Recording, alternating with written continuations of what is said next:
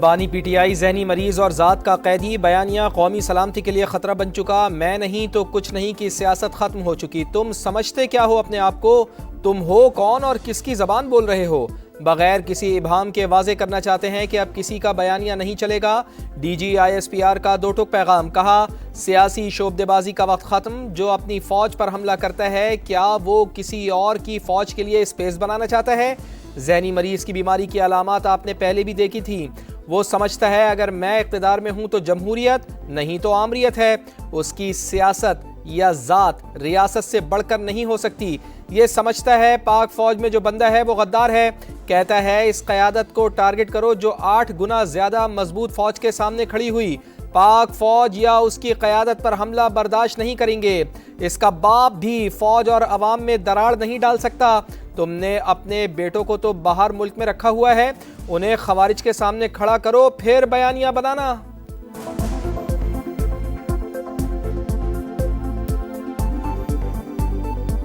ہمارے اور آپ کے درمیان یہ اپنی سیاست سے فرق ڈال سکتا ہے؟ کبھی بھی نہیں ڈال سکتا، اس کا باپ بھی نہیں ڈال سکتا، یہ کچھ بھی کر لے، بات کون، تم ہوتے کون ہے یہ بات کرنے والے؟ بھیجو اپنی اولاد کو اس فوج میں، ان کو تو تم نے باہر رکھا ہوا ہے، بھیجو اس فوج میں اور کھڑا کرو خوارج کے آگے، کھڑا کرو ہندوستان کے آگے جن کی تم سہولت کاری کر رہے ہو۔ ذہنی مریض اصل بیانیہ دیتا ہے، بے نامی اکاؤنٹس آگے پھیلاتے ہیں، را کے اکاؤنٹس ان کے ٹویٹ اور بیانیے کو ری پوسٹ کرتے ہیں، خارجیوں کا سہولت کار افغانی میڈیا بھی بیانیہ پھیلاتا ہے، اس کے بعد انٹرنیشنل میڈیا بھی اسی بیانیے کو اٹھا لیتا ہے۔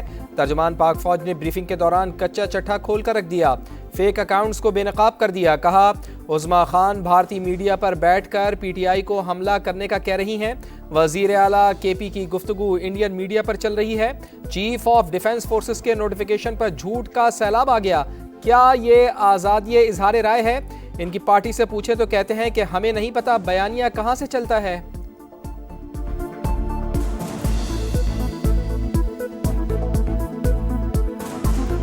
اب یہ سی ڈی ایف کی آپ نے نوٹیفیکیشن ہے، ہر 10 منٹ 15 منٹ گھنٹے بعد کوئی ادھر بیٹھا وی لاگ کر رہا ہے، یہ ہو گیا فلانا ہو گیا، کبھی کسی نے کسی کو وائس چیف ڈکلیئر کر دیا کہ بھائی یہ وائس چیف بن گیا ہے، یہ ابھی پروموٹ ہو گیا ہے۔ او یار تمہیں کیا obsession ہے فوج کے ساتھ؟ سی ڈی ایف کی نوٹیفیکیشن کے اوپر تو ایک سیلاب تھا جھوٹ کا اور پروپیگنڈے کا جو انہوں نے شروع کیا ہوا ہے، یہ آزادی اظہار رائے ہے۔ دہشت گرد بچوں کو شہید کر رہے ہیں، یہ کہتا ہے بات کرو، کہتا تھا خارجیوں کا پشاور میں دفتر کھول دو، لوگوں کو آپریشن کے خلاف اکساتا ہے، عوام سے ہنگاموں کا کہتا ہے، جب بھارت نے حملہ کیا یہ ہوتا تو کشکول لے کر چل پڑتا کہ آؤ بات کرتے ہیں، انہوں نے ہی کہا تھا فوج لڑ نہیں سکتی لیکن فوج نے لڑ کر دکھایا۔ ترجمان پاک فوج کی دھواں دھار پریس کانفرنس، بولے کیا پاکستان کی سیکیورٹی گارنٹی کابل سے ملے گی؟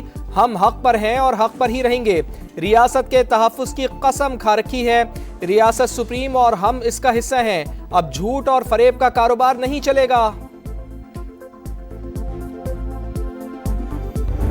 3 دن پہلے ایک ملاقات ہوتی ہے، اس ملاقات کا جتنا پرمائس بنایا جا رہا تھا وہ بنایا جا رہا تھا ہیومن رائٹس پہ، وہ بنایا جا رہا تھا بیماری پہ، باہر آتی ہے کوئی بیماری کی کوئی وہ ساری بات چیت جو سی ہے وہ آپ کی فوج کے شان میں قصیدہ لکھ کے آ جاتا ہے۔ تو یہ کون سی ملاقاتیں ہیں؟ یہ کون سا آئین، کون سا قانون، کون سا رول اس ملاقات کو تحفظ کر سکتا ہے؟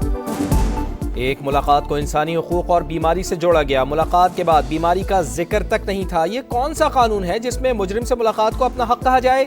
ان کے پاس ایک صوبے کی حکومت ہے، اس پر کیوں نہیں کرتے؟ منشیات اور دہشت گردی کے گٹھ جوڑ پر بات کیوں نہیں کرتے؟ D G I S P R کے سخت سوالات، پریس کانفرنس میں بولے سیاسی سرپرستی میں دہشت گردوں کی سہولت کاری کی جاتی ہے، کرائم اور پولیٹیکل گٹھ جوڑ کے خلاف جانے والوں پر حملہ کر دیا جاتا ہے، ٹیرر، کرائم نیکسس، منشیات، نان کسٹم پیڈ گاڑیوں اور اغوا برائے تاوان سمیت بے تحاشا چیزوں پر مشتمل ہے، دہشت گردی سے چھٹکارے کے لیے نیشنل ایکشن پلان پر عمل درآمد لازم، گورنر آج کا فیصلہ حکومت کا ہوتا ہے، ہمارا کوئی لینا دینا نہیں۔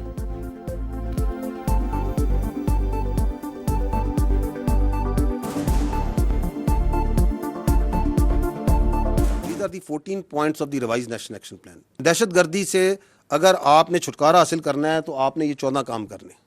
گورنر راج، گورنمنٹ کا فیصلہ گورنمنٹ سمجھے گی، nothing to do with your. 9 مئی کے جتنے ٹرائل کے کیسز تھے وہ تو ہم کلوز کر چکے، سارے معاملات جو سے سول کورٹ ہے، ہمارے پاس کوئی کیس نہیں ہے کسی بیٹر کا، ہمارے پاس جنرل فیاض حمید کا ایک اس سے جڑا ہوا کیس ہے جو کہ چل رہا ہے خالی۔ 9 مئی افواج پاکستان کا نہیں قوم کا مقدمہ، منصوبہ سازوں کے مقدمات فوجی عدالتوں میں نہیں، ہم تمام مقدمات بند کر چکے، فیض حمید کیس کے علاوہ کوئی مقدمہ ہمارے پاس نہیں، تمام کیسز اب سول عدالتوں میں ہیں، تاخیر سے متعلق سوال وزیر قانون یا اٹارنی جنرل سے پوچھا جائے، سما کے سوال پر ترجمان پاک فوج کا جواب، کہا کوئی بھی ملک اپنی افواج کے شہداء کی یادگاروں پر حملوں کی اجازت نہیں دیتا۔ سوشل میڈیا پہ اور الیکٹرانک میڈیا پہ افواہیں پھیلانے والوں کو آج قوم کے سامنے شرمسار ہونا چاہیے۔ دشمن جو ہے وہ گھبرائے گا اس چیز سے کہ پاکستان نے اسٹرکچرل چینجز کر کے اور ایک یونیفائڈ کمانڈ کی ہے تمام فورسز کی۔ افواہیں پھیلانے والے شرم کریں، قوم سے معافی مانگیں، وفاقی وزیر اطلاعات عطا اللہ تارڑ کہتے ہیں فیلڈ مارشل کی بطور چیف آف ڈیفنس فورسز تقرری سے ملک کا دفاع مزید مضبوط ہو گیا، دشمن اب پاکستان کی اسٹرکچرل تبدیلیوں سے گھبرائے گا، تمام فورسز کی ایک متفقہ کمان ہوگی۔ وزیر دفاع خواجہ آصف کہتے ہیں جن فاتحین نے ملک کو تاریخ ساز فتح سے نوازا، آج قوم انہیں اعزاز سے نواز رہی ہے۔ خیبر پختونخوا کابینہ نے 9 اور 10 مئی کے کیسز ختم کرنے کی منظوری دے دی، وزیر اعلیٰ سہیل آفریدی کی زیر صدارت اجلاس، 9 مئی واقعات کی تحقیقات کے لیے کمیٹی تشکیل دینے کی بھی منظوری۔ خیبر پختونخوا میں 300 سے زیادہ مقدمات درج ہوئے، پی ٹی آئی وزراء سمیت ارکان قومی اور صوبائی اسمبلی بھی نامزد۔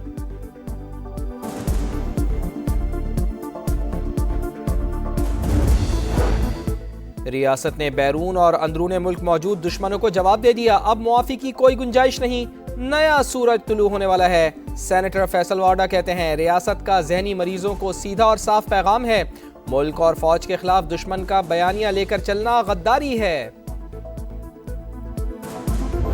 دونوں فریق ٹیبل پہ بیٹھیں، ایک دوسرے کے موقف کو کنفرنٹ کریں اور اس کے بعد کسی کنسنسس پہ پہنچیں۔ جمہوریت جو ہے وہ ڈائیلاگ سے آگے بڑھتی ہے، ڈیڈ لاگ سے آگے نہیں بڑھتی۔ پارلیمان کے فورم سے حکومت کی پھر پی ٹی آئی کو مذاکرات کی پیشکش، وزیر اعظم کے مشیر رانا ثناء اللہ کہتے ہیں جمہوریت مذاکرات سے چلتی ہے، ڈیڈ لاک سے نہیں، کسی قیدی کو ریاست کے خلاف اقدامات کے لیے ملاقات کی اجازت نہیں دے سکتے۔ تعلیم ترمیم کے بعد چاہے وہ صحت کا شعبہ ہو، چاہے ہم نے واضح طور پہ ثابت کر دیا ہے کہ ہم وفاقی حکومت سے بہتر یہ ادارہ چلا سکتے ہیں۔ مالی وسائل صوبوں کو دینا غلطی نہیں، سندھ حکومت نے ثابت کر دیا کہ وہ وفاق سے بہتر ادارے چلا سکتی ہے۔ چیئرمین پاکستان پیپلز پارٹی بلاول بھٹو زرداری کہتے ہیں ہم وفاق کی مشکلات کم کرنا چاہتے ہیں، صوبوں کو مزید ذمہ داریاں دینا چاہتے ہیں۔ افغان بارڈر کھولنے سے قتل عام ہوتا ہے تو سرحد بند رہنا ہی بہتر ہے، افغان طالبان رجیم کو یقین دہانی کرانا ہوگی کہ اس کی سرزمین پاکستان کے خلاف استعمال نہیں ہوگی۔ ترجمان دفتر خارجہ کا 2 ٹوک پیغام، سعودی عرب میں پاک افغان مذاکرات سے لا علمی کا اظہار۔ فیصل آباد میں دل خراش حادثہ، بس ڈرائیور کی غفلت سے اسکول کے باہر 6 سال کے ابراہیم کی جان چلی گئی۔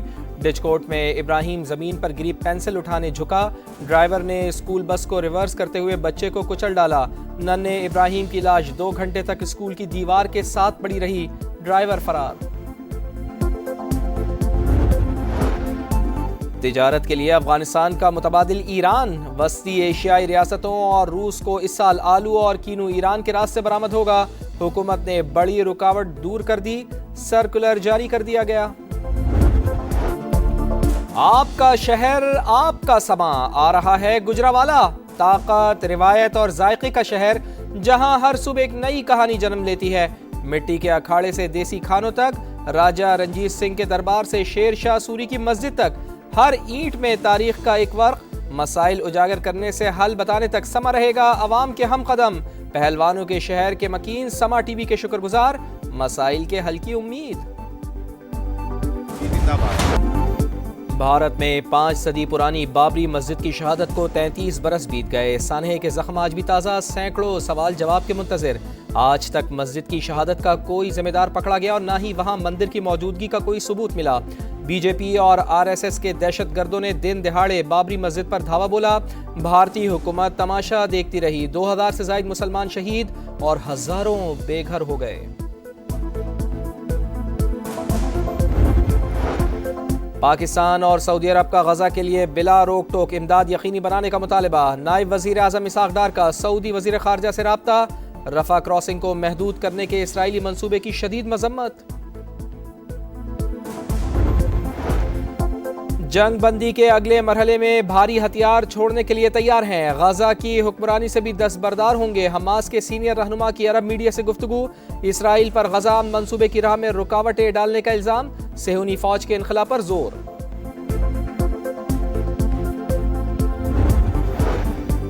پاک بھارت جنگ سمیت 8 تنازعات حل کروائے، غزہ میں جنگ بندی اور مشرق وسطی میں امن کے لیے ابراہم معاہدہ کروایا۔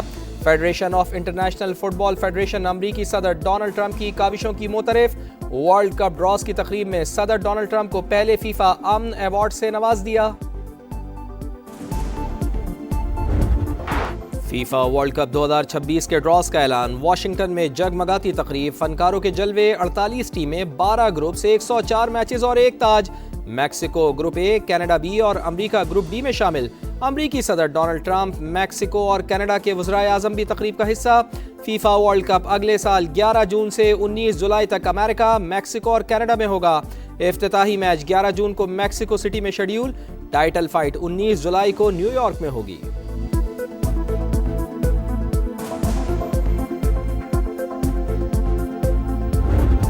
انگلینڈ سیر تو آسٹریلیا سوا سیر، دوسرے ایشز ٹیسٹ میں کینگروز کا پلٹ کروار، میزبان ٹیم نے 6 وکٹوں پر 378 رنز بنا لیے۔ ویدرالڈ کے 72، لبوشین کے 65 اور کپتان اسمتھ کے 61 رنز، آسٹریلیا کو 44 رنز کی برتری حاصل۔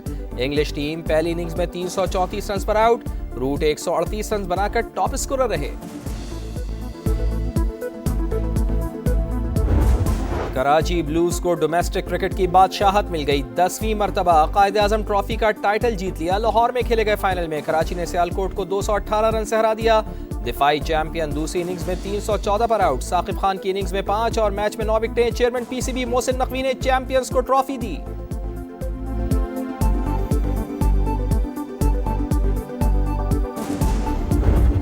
خواتین کھلاڑیوں میں کس کی کتنی کمائی، سالانہ آمدنی میں پہلی تینوں پوزیشنز پر ٹینس سٹارز کا قبضہ۔ کوکو گاف مسلسل تیسری بار نمبر 1، 2025 میں $31 ملین کمائے، سبلنکا کا دوسرا، ایگا شیانتک کا تیسرا اور چینی اسکیئر ایلن گوئے کا چوتھا نمبر۔